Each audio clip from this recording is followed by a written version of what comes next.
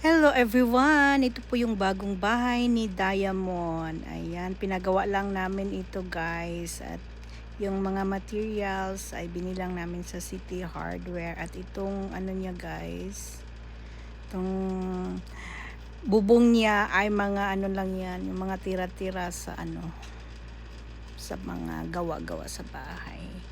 So, yun lamang ang aking chessmess. Kung gusto nyo magpagawa nito, just comment lang. Ayan. Para bigyan natin ng presyo. Basta yung ano yan, yung black guys. Anong tawag dyan? Nakalimutan ko. Sa City Hardware din yan nabili. Tag ano yan, 399 per piece. So, bali, 4 yan. So, yun. Yung nag-install dyan, yan po ang gumawa. Yung pinsan ko. So, yun lamang. Thanks for watching. Bye!